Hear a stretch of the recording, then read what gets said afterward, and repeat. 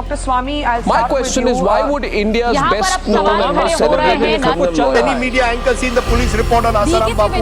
तो लोग आंख बंद करके कैसे ऐसा कुछ देखते रहते हैं, बात समझ में आती नहीं। और पत्नी पर भी जब आरोप लगा तो साथ story of the girl is false. बहुत बड़ा हो रहा है। Father of one of the young men who was killed in mysterious circumstances. आज दिल्ली पुलिस का हमको देखने को मिला है इतना गंदा चेहरा। वो कहते हैं कि वो तो संत ही नहीं है। आसाराम बापू संत नहीं है, वो तो संत शिरोमणि है। जो इनसे एनिमिटी रखते होंगे वो लोग भी बदले की भावना से कुछ न कुछ इनके ऊपर आरोप मढ़ने में लगे होंगे। इतनी बहनों की वेदना कौन सुनेगा? ये तो कह रही है बापूजी निर्दोष है। Is defaming the victim. बल्कि आसाराम के आश्रमों पर भी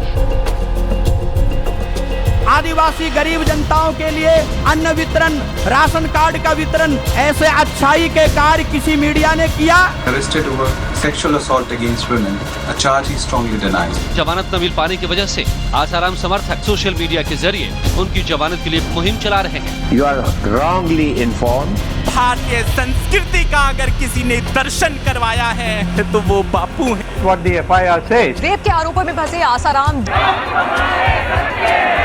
It is you who is acting the role of a prosecutor through the media. Very first day से हम ये कह रहे हैं कि 376 का ना कोई मेडिकल एविडेंस है, ना कोई पीड़िता ने आरोप लगाया है। The story of the girl is false. And it is my duty to do my best to establish that defense. Bholanath आचार्य बोल रहा है कि मैंने एक संपादक के कहने पे ही अपने बयान दिए थे। पूरे हैं वे मर्द जो हर हाल में खुश है। So you're saying that the ones who've been killed are not material witnesses, according to you? Absolutely. Jail में भी खुश है, रेल में भी खुश है। दे दिया। Miscarriage of justice.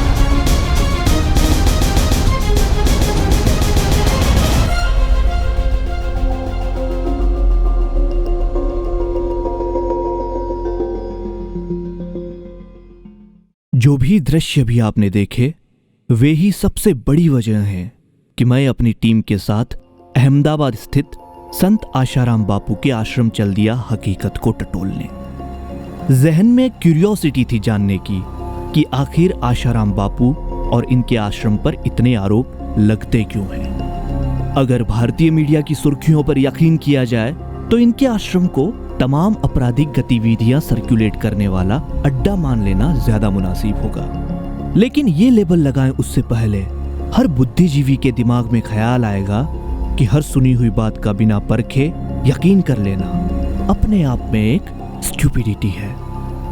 बेहतर है कि खुद अपनी आंखों से हकीकत को जाने।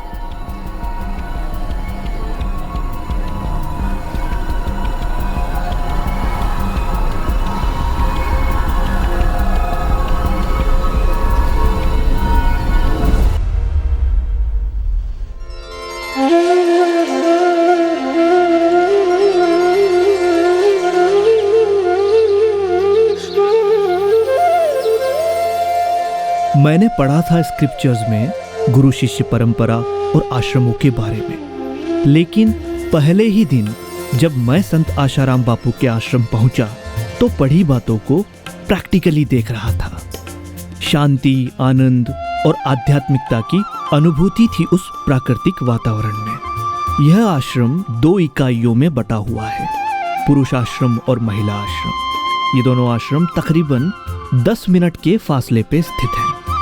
मुझे बताया गया कि जो भी यहाँ रह रहा है उसे समर्पित साधक कहा जाता है, जो गृहस्थ जीवन त्याग कर गुरु के चरणों में स्वयं को समर्पित कर लोक कल्याण और मनुष्य जीवन का जो सर्वोपरि लक्ष्य ईश्वर प्राप्ति है उसके लिए अभ्यासरत हो। सैकड़ों समर्पित साधक साधिकाएं यहाँ सेल्फ रियलाइजेशन और पब्लिक वेलफेयर के उद्देश्य के साथ रहते हैं। अब मेरी जिज्ञासा और भी ज्यादा बढ़ चुकी थी। बेचैनी थी जानने की कि आखिर ये समर्पित साधक कौन है, गृहस्थ जीवन छोड़ इतना बड़ा सैक्रिफाइस क्यों कर रहे हैं। ढेरों आरोप इनके गुरुजी आशाराम बापू पे लगने के बावजूद भी आश्रम में क्यों रह रहे हैं, आखिर सच्चाई क्या है। मैं आया था आध्यात्मिक उन्नति के लिए, जो ईश्वर प्राप्ति का लक्ष्य रह के आया था कि मैं सोनी टीवी में देखा बापूजी का सत्संग। मैं खोज रहा था कि ब्रह्मज्ञानी गुरु कहाँ है, लेकिन बापूजी का सत्संग देखने से वो हृदय को छूता है। फिर मैं आ गया 2002 में गुरु पूर्णिमा के दिन दीक्षा लिए बापूजी से। उसके बाद मैं 2007 दिसंबर 30 तारीख को बापूजी से बातचीत हुआ, समर्पित हो गया। गुरुदेव का सानिध्य में हम जो पाया, उनका प्यार, वो हम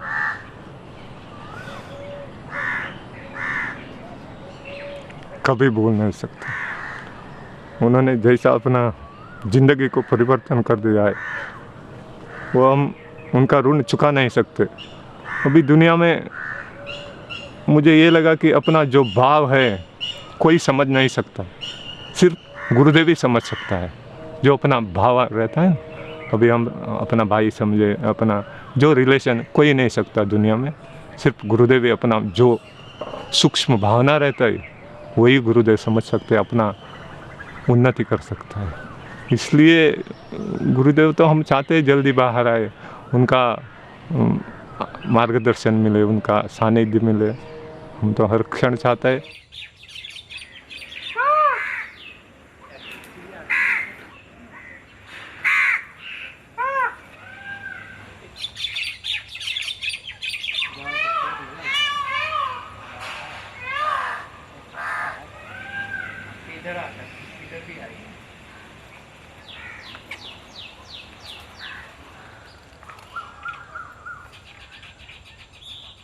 पिछले 27 साल से मैं आश्रम में रह रहा हूँ और अभी मेरी टेलीफोन ऑफिस और गौशाला 2 मुख्य सेवाएं हैं जिसकी मेरी जिम्मेदारी बापूजी ने मेरे को दी है। अब मैं 27 साल में जो उन लोगों ने आरोप लगाए हैं, तांत्रिक का लगाया हो या पैसे का, ज़मीन का, जो भी आरोप उन लोगों ने लगाए हैं, मैंने 27 साल में ऐसा कुछ भी देखा नहीं है। संस्था के नियम के विरुद्ध कार्य में उनको निकाला गया है, तो वो बाहर जाके जिसके जैसे संस्कार है ऐसे वो बगावत करते हैं। तो एक बगावत है, सत्य कुछ भी नहीं है। मेरे से भी 15-17 लोग हैं जो संस्था में मेरे से भी पुराने हैं। हाँ, अभी भी इस संस्था में मेरे से भी 15-17 लोग हैं जो मेरे से भी पुराने हैं।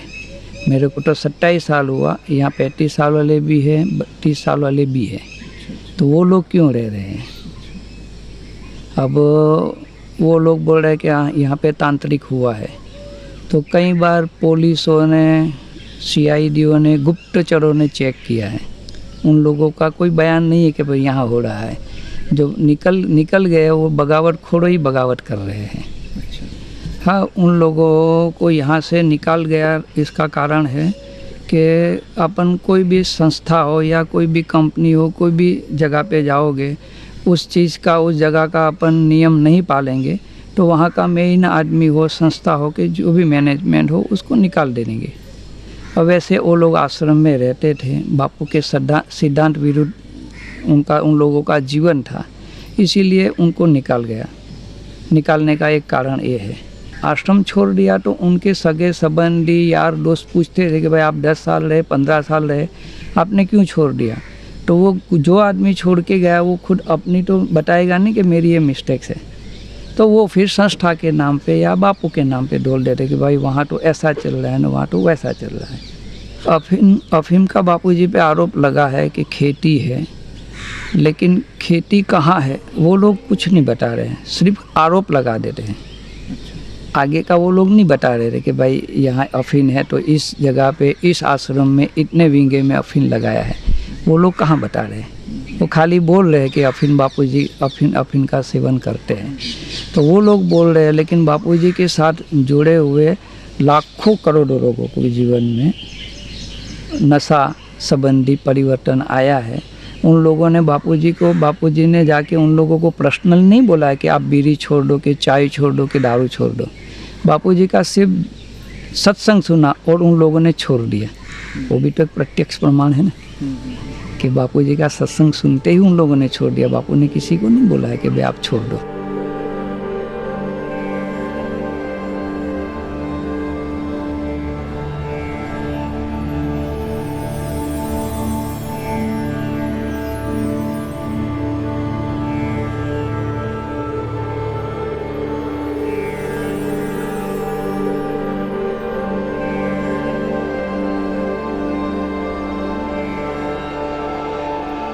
जहाँ जाने से श्रम मिट जाता है, थकान उतर जाती है, उसको आश्रम कहते हैं। संसार में कई तरह के श्रम करते हैं लोग, दिन रात करते हैं और इसी श्रम के बोझ में दबकर पूरा जीवन भी गंवा देते हैं। लेकिन आश्रम में गुरु के सानिध्य में जो भी रह रहे हैं, यहाँ तप साधना ध्यान जो भी सिखाया जाता है, श्रम तो वो भी लग जाता है, लेकिन वो श्रम एक ऐसा है कि जन्मों जन्मों की थकान उतारता है और अपने मूल उद्देश्य को सिद्ध करता है।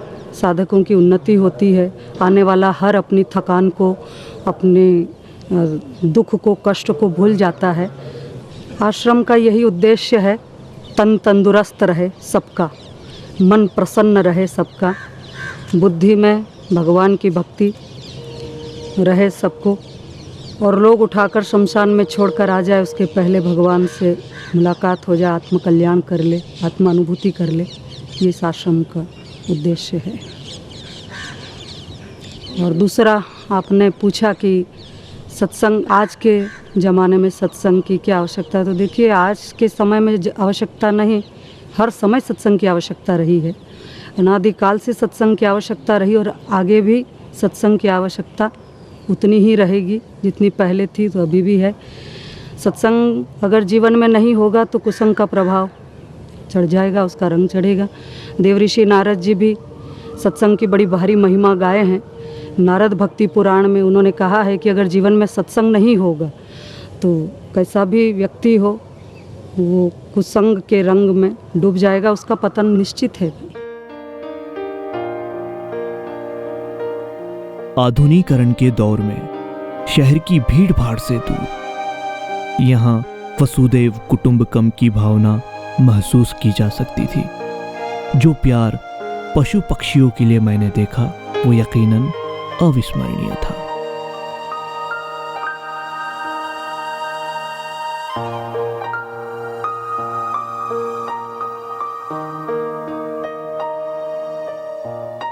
पब्लिक वेलफेयर के मोटिव को लेके अलग अलग डिपार्टमेंट्स बने हुए हैं, जैसे कि युवा सेवा संघ, बाल संस्कार केंद्र इत्यादि इत्यादि। मुझे जानकर आश्चर्य हुआ कि किसी भी डिपार्टमेंट में एक भी व्यक्ति को हायर नहीं किया गया है। सभी साधक गुरु आज्ञा को सर आंखों रख निष्काम भाव से लोक कल्याण के उद्देश्य में लगे हुए हैं। हाल ही में एक मैगजीन ने ये आरोप लगाया है कि बापूजी करोड़ों रुपए की संपदा के मालिक हैं। ये बात बिल्कुल तथ्यहीन है, निराधार है और बापूजी को और बदनाम करने के बद इरादे से फैलाई जा रही है। अब ये निराधार कैसे हैं ये समझें आप। आश्रम क्या है, किसने बनाया, क्यों बनाया, ये समझना बहुत ज़रूरी है। आज कोई भी व्यक्ति बापूजी के सत्संग में आता है, वहाँ से उसको सुखी जीवन, स्वस्थ जीवन, सम्मानित जीवन जीने की कला सीखने को मिलती है। उससे उसके जीवन में परिवर्तन आता है, धीरे धीरे उसके पूरे परिवार के जीवन में परिवर्तन आता है। तो ऐसे ही करते करते ही इन्हीं जो सत्संग में आता है वो अपने स्थानीय क्षेत्र में अन्य लोगों को भी इसका लाभ मिले। जो भारतीय संस्कृति का दिव्य प्रसाद उसे मिला है वो अन्य लोगों को भी मिले, इसलिए उन्हीं इसी तरह के लाभान्वित लोगों के द्वारा ही श्री योग वेदांत सेवा समितियां बनाई जाती हैं। और वही समितियां अपने क्षेत्रों में जमीन खरीद कर वहां पर आश्रमों का निर्माण करते, जहां पर आकर लोग अपने आध्यात्मिक उत्थान के साथ साथ समाज के लिए उपयोगी विभिन्न रचनात्मक सेवा कार्य करते हैं। तो ये आश्रम बापूजी ने नहीं बनाए, ये आश्रम स्थानीय लोगों ने ही खड़े किए हैं। क्योंकि इस पूरे देवी कार्य के लिए उनके आदर्श प्रेरणा स्तोत्र पूज्य बापूजी होते हैं, तो श्रद्धा भाव से उन आश्रमों का नाम संत श्री आशाराम जी आश्रम रखा जाता है। तो इसका अर्थ ये नहीं कि आश्रम कोई बापूजी की व्यक्तिगत संपदा है, ये बिल्कुल गलत बात है। जो भी वहाँ पर निर्माण कार्य हैं, जो भी जमीन संपदा है, वो स्थानीय ट्रस्ट की होती है और उसका पूरा संचालन भी स्थानीय लोग ही करते हैं और देखा जाए तो उससे लाभान्वित भी स्थानीय लोग ही हो रहे हैं। तो इसी तरह से इक्के गांव-गांव शहरों में बापूजी से लाभान्वित लोगों की संख्या है, जो आज देश भर में करोड़ों की संख्या है। तो देश भर में अलग अलग स्थानों पे आश्रम बने हुए हैं। अब सारे आश्रमों की संपदा को आप इकट्ठा करके अगर एक आंकड़ा दोगे तो आपको लगेगा अरे रे रे रे हजारों करोड़ की संपदा, पर वो तो पब्लिक की है, पब्लिक ने ही बनाई है, पब्लिक ही संचालन कर रही है और लाभान्वित भी पब्लिक हो रही है। आरोप लगाया कि आश्रम के द्वारा प्रकाशित मासिक पत्रिका ऋषि प्रसाद लोक कल्याण सेतु के द्वारा संस्था करोड़ों रुपए की कमाइयां कर रही है। ये बिल्कुल एक तरह से कहें ना तो जेलेसी से प्रेरित होकर ये आरोप लगाए जा रहे हैं। अब ऋषि प्रसाद पत्रिका में देखिए तो आखिर है क्या। ऋषि प्रसाद एक आध्यात्मिक मैगजीन है जिसमें सनातन संस्कृति का, संतों का, ऋषि मुनियों का और पूज्य बापूजी का संदेश जो होता है, यानी समाज का, देश का, राष्ट्र का मंगल कैसे होगा, एक व्यक्ति का सर्वांगीण विकास कैसे होगा, उस ऋषि प्रसाद मैगजीन यानी एक पत्रिका के माध्यम से गुरुदेव अपने इस मैगजीन से समाज को जो लाभ हो रहा है, हमारी भारतीय संस्कृति का जो प्रचार हो रहा है, वो देखिए। बापूजी के जितने भी आश्रम हैं वह सब चैरिटी कमिश्नर में रजिस्टर्ड हैं और उसका संचालन वहाँ की जो लोकल समितियाँ रहती हैं वही करती हैं और उसका जो नित्य हिसाब किताब रहता है वो यहाँ आश्रम को भेजते हैं और आश्रम द्वारा उसको चैरिटी कमिश्नर में दिया जाता है और इनकम टैक्स में भी उसका जो भी टैक्स है वह भरा जाता है। इसलिए बापूजी ने इतनी संपदा है, ये है, वो है, इस तरह के आरोप कहीं पर भी स्टैंड नहीं करते।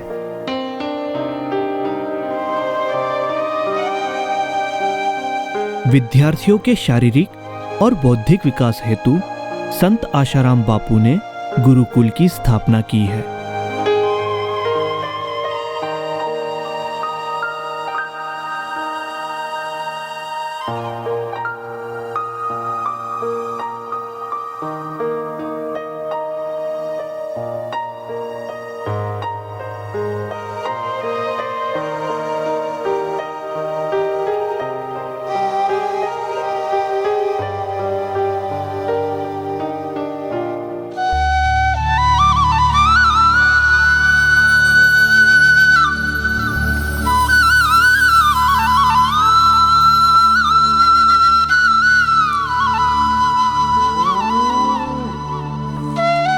गाय जिसे एक तरफ सनातन संस्कृति में मां का दर्जा दिया गया है और दूसरी ओर खुलेआम कत्लखानों में काटा जा रहा है, लेकिन आश्रम द्वारा गायों की हिफाजत के लिए समूचे भारत में अनेकों गौशालाएं चलाई जा रही हैं। जब मैंने कहा आप लोग इतनी सारी गायों का पालन कर रहे हैं, ये देखकर आपको दिल से थैंक्स कहने का मन करता है, तो मुझे जवाब मिला, हमारे बापूजी कहते हैं कि हम गाय का पालन नहीं बल्कि गाय हमें पालती है।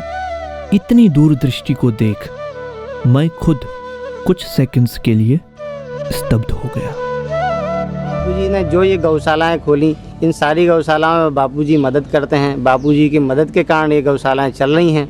इन मदद के कारण भी ऐसा है कि जैसे नेवई गौशाला है, वहाँ पे बायोगैस है और गौचंदन वगैरह बनती है। आजकल लोगों को गाय का महत्व नहीं पता, पर बापूजी ने जो अपनी सेवा से और जो हमको सिखा के जो हमें जो सेवा का अनुभव कराया, वो शायद कोई नहीं करा सकता था। ये हैं मौनी बाबा, जो लंबे अरसे से आश्रम में रह रहे हैं और मौन हैं। हमारी बातचीत तो नहीं हो पाई, लेकिन उनके खुश मिजाजी अभिवादन और ओजस्वी छवि ने बात न होने की कमी को दूर कर दिया।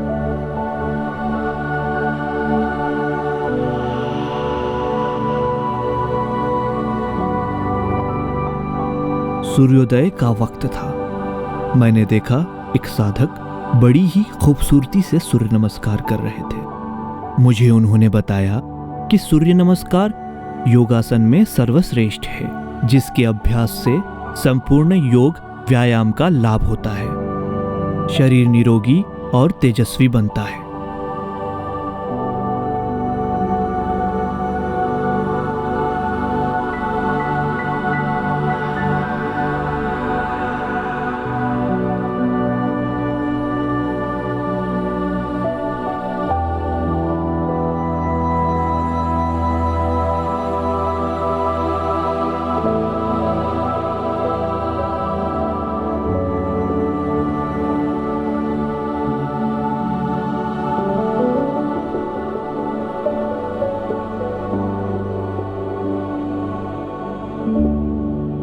मनुस्मृति में एक मंत्र आता है कि संध्याम उपासते ये तो सततम, जो संध्या उपासना सतत तीक्ष्ण भाव से करते हैं, संशीत व्रता मतलब तीक्ष्ण भाव से जो करते हैं संध्या की उपासना, अटूट नियम लेकर करते हैं, विधूत पापास्ते यान्ति मतलब उनके समस्त पाप खत्म हो जाते हैं और ब्रह्मलोकम सनातनम, वो सनातन ब्रह्मलोक को उपलब्ध हो जाता है। ये संध्या की महिमा है जो पूज्य गुरुदेव ने हम सभी को बताई।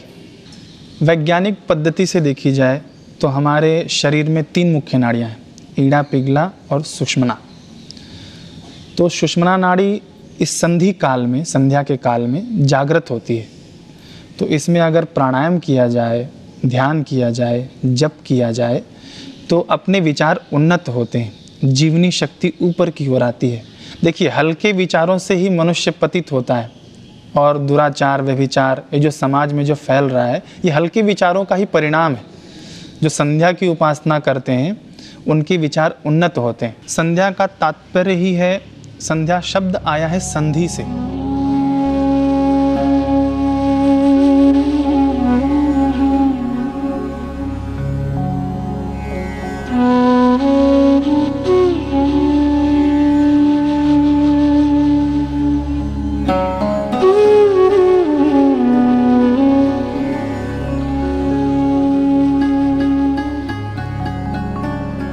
संध्या का नज़ारा मेरे रोंगटे खड़े कर देने वाला था। ऐसी एकाग्रता, ध्यान और डिसिप्लिन मैंने अपनी आंखों से कभी नहीं देखा था। और ताज्जुब की बात तो यह है कि गुरु कारागृह में है।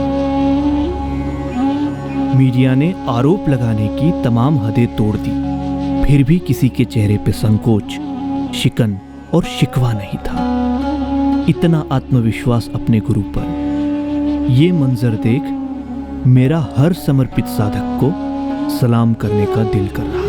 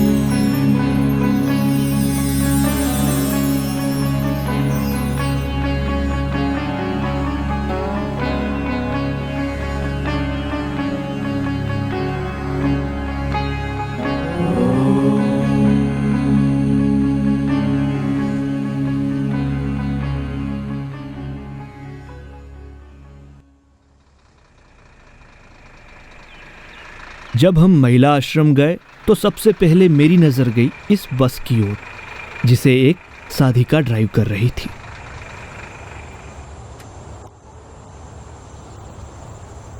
पिछले 16 वर्षों में कई सेवाएं हमने की हैं नारी उत्थान के लिए, और एक विशेष सेवा में ये रही है, हमारी आश्रम की एक विशेष प्रवृत्ति रही है आयुर्वेदिक चल चिकित्सालय, जिसमें मेरी ड्राइविंग करने की पिछले 16 सालों से सेवा रही है। महिला होके ड्राइविंग करना, बाहर दूर दराज में जाना, ये इतना साहस और ये कैसे? देखिए, अपनी सेवा करने की भावना हो, अपना उद्धार करना अगर हम चाहते हैं, हम कुछ भी कर सकते हैं उसके लिए। और हम अगर ईश्वर के लिए एक कदम रखते हैं तो भगवान भी हमारी मदद करते ही है। और साधना करके मुझे ऐसा लगता है कि इतना मनोबल हमारे अंदर जागृत हो जाता है नारियों के अंदर, कि फिर उनको ऐसा लगता नहीं कि हम कमज़ोर हैं या दीनहीन हैं, हम या ये नहीं कार्य कर सकते। असंभव कार्य भी हमारे लिए संभव है।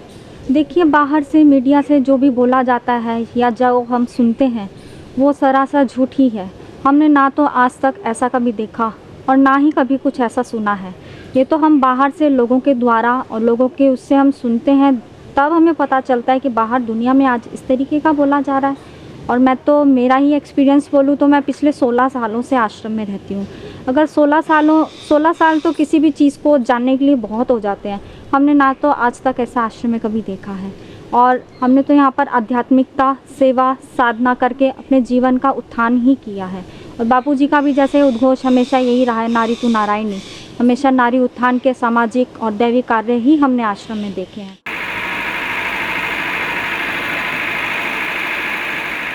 आशाराम बापू आश्रम की शाखा है सती अनुसुईया महिला आश्रम, जहां समर्पित साधिकाएं रहती हैं।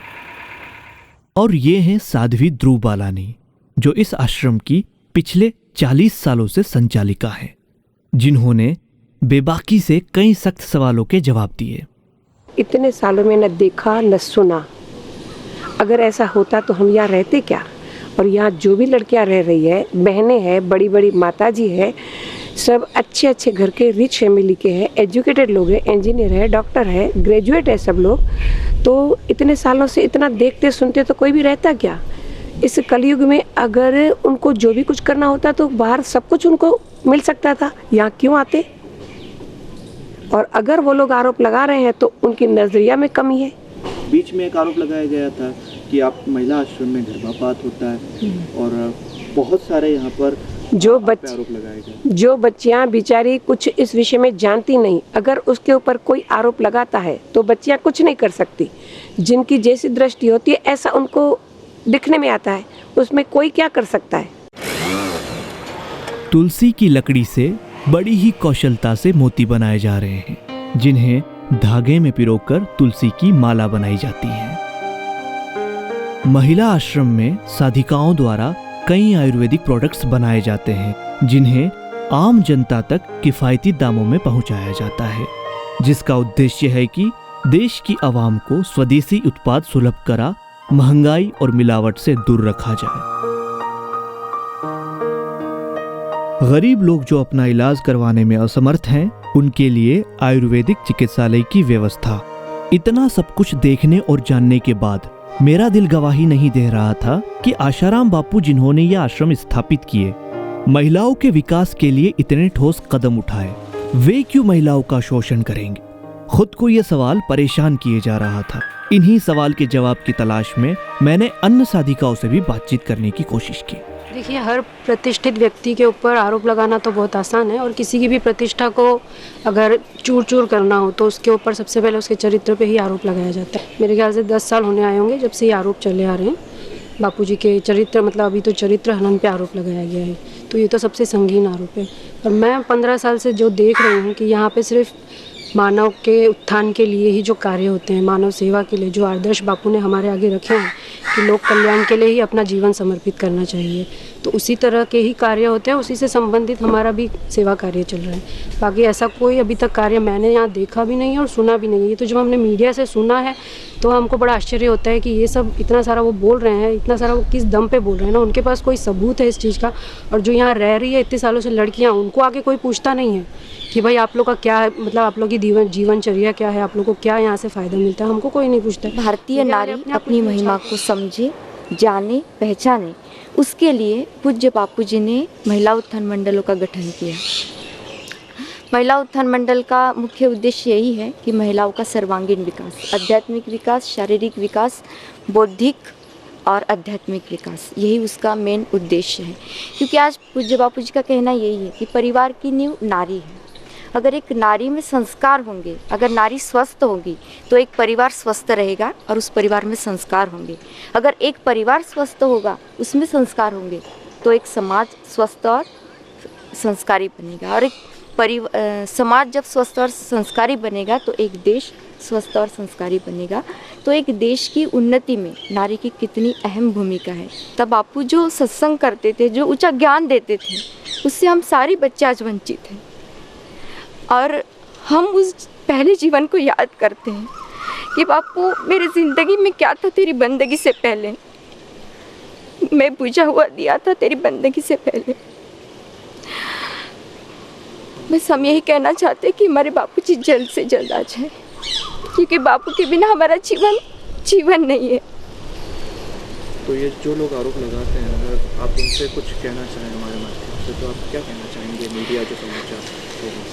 मैं तो मीडिया को यही कहना चाहती हूँ कि अगर आप में सच में दम है, अगर आप सच में सच्चाई दिखाना चाहते हो, तो आप किसी एक महिला आश्रम की बच्ची को कैमरा के आगे खड़ा करो, या बापूजी की कितनी सारी दीक्षित बहनें हैं उस एक को खड़ा करो, अनेकों नहीं, एक को खड़ा करो, तो हम बताएंगे कि हमारे बापूजी है क्या और बापूजी ने हमें क्या दिया है।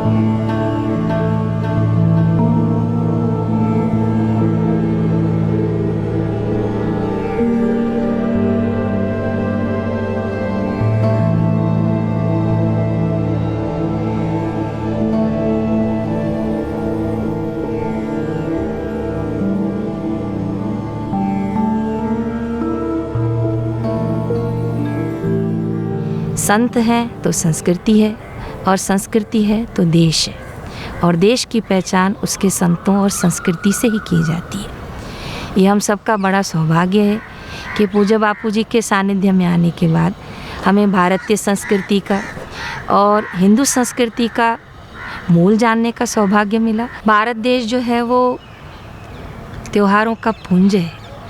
कभी समय पाकर होली, कभी समय पाकर जन्माष्टमी, कभी दिवाली, और ऐसे ऐसे त्यौहार भारत देश में हैं जिन्हें जनसाधारण व्यक्ति बड़े उत्साह और उल्लास से मनाता है। लेकिन जब इन त्योहारों की महिमा और इन त्योहारों की गरिमा पूज्य बापूजी के श्रीमुख से सुनते हैं, तो वो त्यौहार जो है वास्तव में त्यौहार कैसे मनाना चाहिए ये हम सबको सीखने मिल जाता है। हम छोटे थे और आज भी देखते हैं कि जब लोगों के घर में जन्म दिवस होता है तो लोग मोमबत्तियां लगाते हैं, हैप्पी बर्थडे करके मोमबत्तियों को बुझाते हैं। लेकिन जब सत्संग में आए, पूज्य बापूजी के श्रीमुख से सुना कि आपका जन्म दिवस है, नए साल में आप प्रवेश कर रहे हैं, तो रोशनी को बुझाना नहीं चाहिए पर रोशनी को बढ़ाना चाहिए।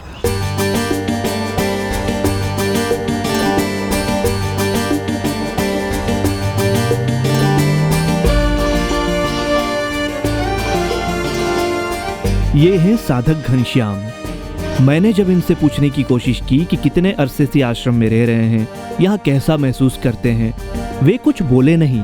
इनके इशारे और मुस्कुराहट ने सब कुछ बयां कर दिया। और मुझे बताया गया कि जब से इनके गुरुजी कारागृह में हैं, ये मौन है। जब जानने की कोशिश की कि ऐसा क्यों, तो अन्य साधकों ने मुझे बताया कि उपनिषदों के अनुसार मौन रहने से संकल्प शक्ति बढ़ती है, और इनका संकल्प है कि बापूजी जेल से जल्दी बाहर आए।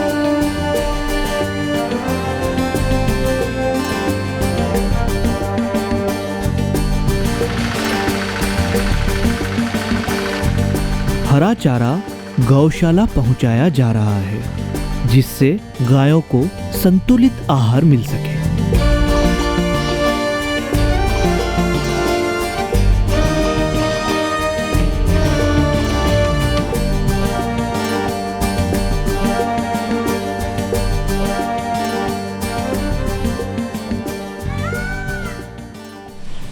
देखिए, बापूजी से जो हमको यहाँ आश्रम में रहते हुए जो स्नेह मिला है, जो प्यार मिला है, जो जीवन में ऊंचाई मिली है, वो बनावटी नहीं हो सकती। एक आदमी बनावटी करके एक नाटक कर सकता है क्योंकि उसको पैसा मिलता है, अपना जीवन नहीं दे सकता।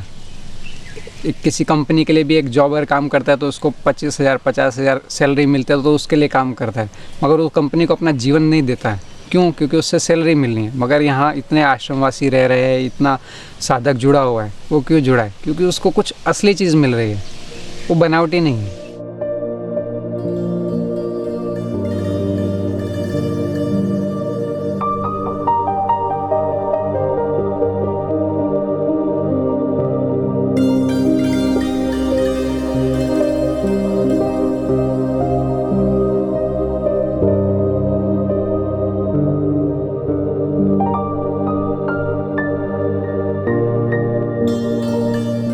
यहाँ रसोई घर में सात्विकता से भोजन बनाया जाता है और शास्त्र विधि के अनुसार सारे साधक प्रार्थना कर शालीनता से भोजन ग्रहण करते हैं। मुझे बताया गया कि भोजन जितना सात्विक होगा उतना हम स्वस्थ रहेंगे और हमारे विचार उन्नत होंगे।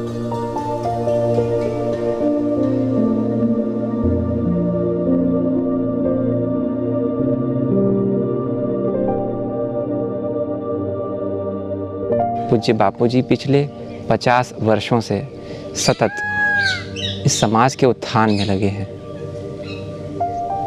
पूज्य बापूजी का यही उद्देश्य है कि प्रत्येक समाज का बालक, प्रत्येक व्यक्ति सुखी, स्वस्थ व सम्मानित जीवन जिए। इसी उद्देश्य को लेते हुए जन जन तक सनातन संस्कृति का दिव्य ज्ञान कैसे पहुँचे, इस हेतु पूरे भारत भर का बापू भ्रमण करते आए।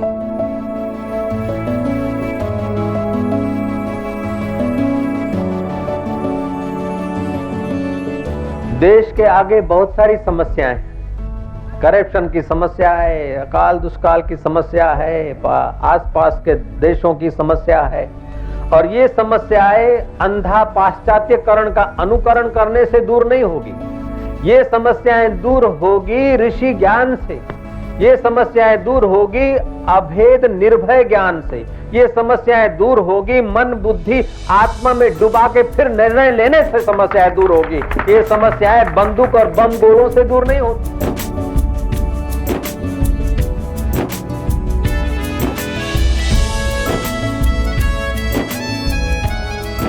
पावड़ा चलाना, त्रिकम चलाना, जो भी अंदर कार्य होता था वो सब कार्य बापूजी स्वयं भाग लेते थे। इतना ही नहीं, खुद स्वयं उठा के सीमेंट वगैरह बोरियां डालते थे।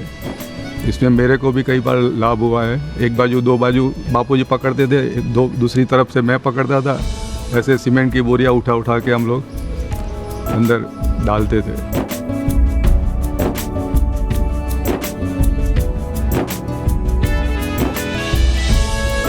वैष्णव जन तो तेने कहिए, जे पीड़ पराई जाने रे। संत आशाराम बापू के जीवन में इस पंक्ति का यथार्थ देखा जा सकता है। अपने सद्गुरु श्री लीला शाह जी महाराज की आज्ञा को अंगीकार कर एकांत को त्याग लोक सेवा में लग गए। आशाराम बापू हर दिवाली आदिवासी बाहुल इलाकों में जाकर गरीब लोगों के बीच दान भंडारा करके मनाया करते थे। न यश की इच्छा है न अपयश का डर है, तो उसकी करने की आसक्ति मिटती है। करने की आसक्ति मिटते ही अकर्ता आत्मा में विश्रांति मिलती है। अकर्ता आत्मा में विश्रांति मिलते ही सुख, आनंद, माधुर्य, निर्भयता जैसे दैवी गुण विकसित होने लगते हैं।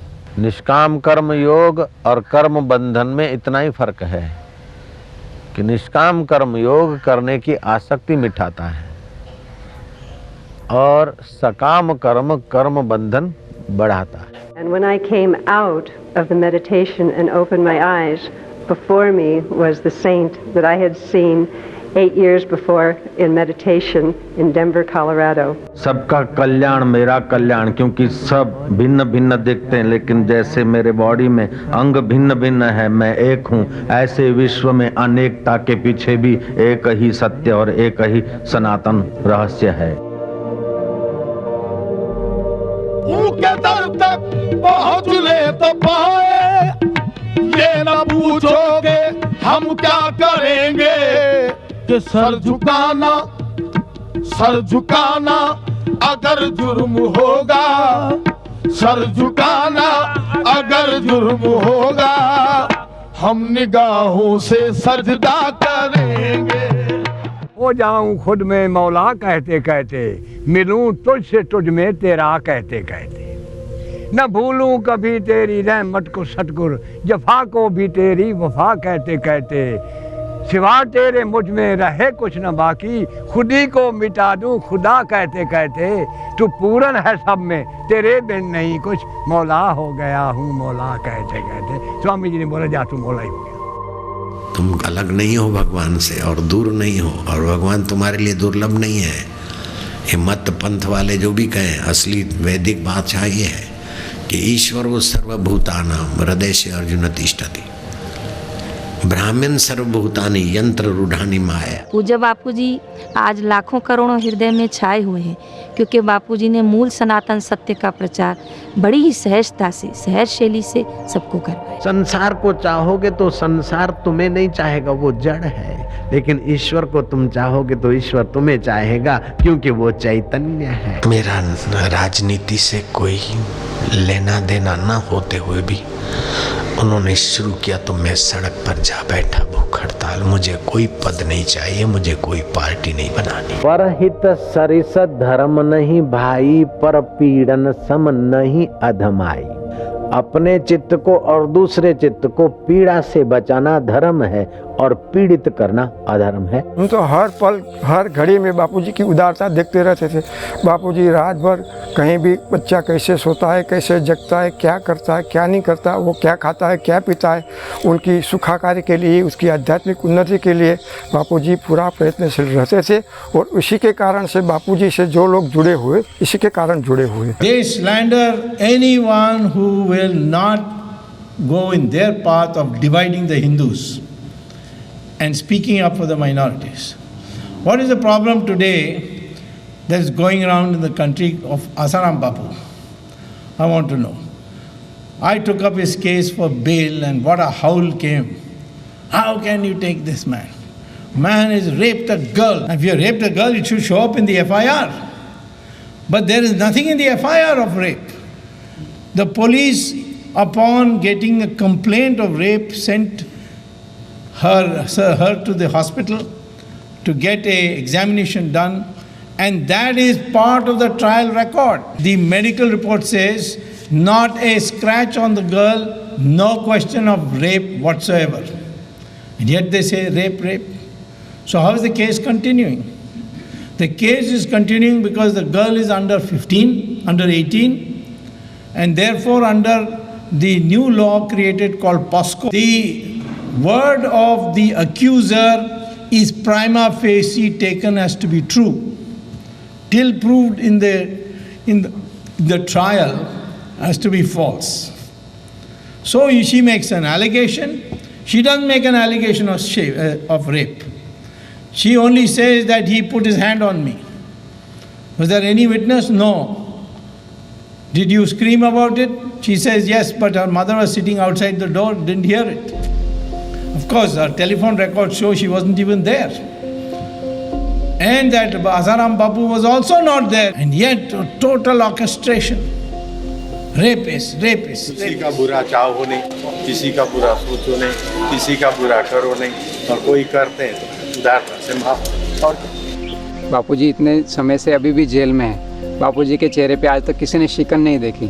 बापूजी के सत्संग में हमने भगवत गीता का ज्ञान सुना था कि सुख दुख में सम रहो, मगर वो ज्ञान अब हम प्रैक्टिकल देख रहे हैं कि बापूजी इतने निंदा स्तुति के प्रसंग होते हुए भी बापूजी एकदम अडिग है। छिंदवाड़ा गुरुकुल में पढ़ के आई हूँ और मुझे ये भली बातें ज्ञात है कि छिंदवाड़ा गुरुकुल में बच्चों को कैसे संस्कार दिए जाते हैं, वहाँ बच्चों की कैसी दिनचर्या है।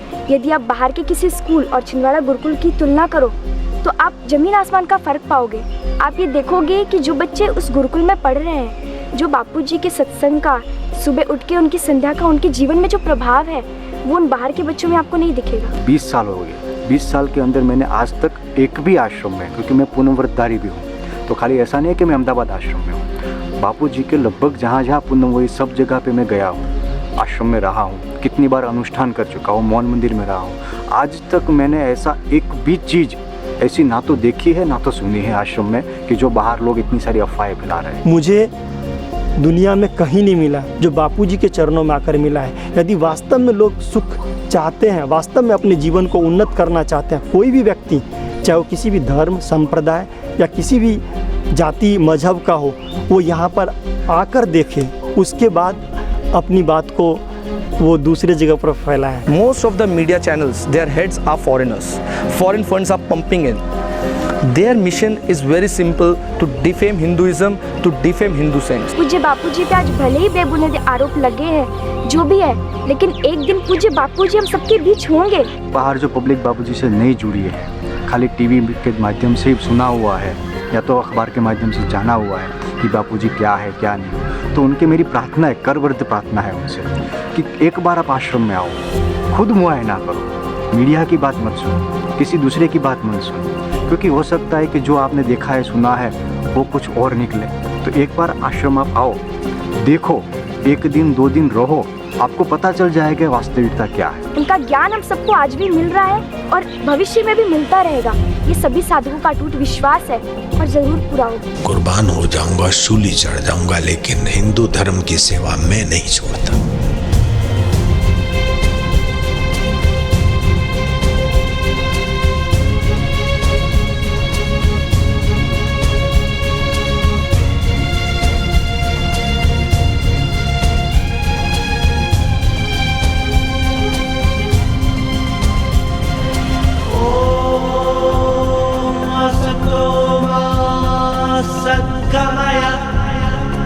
तमसो मा ज्योतिर्गमय मृत्योर्मामृतं गमय। ओम शांति शांति शांति। हमारा आखिरी दिन था आश्रम में। घर लौटने की तैयारियां की जा रही थी और उस वक्त मेरे जहन में एक ही ख्याल था, सत्य को किसी के साथ की जरूरत नहीं होती, वो अपने आप में सामर्थ्यवान होता है।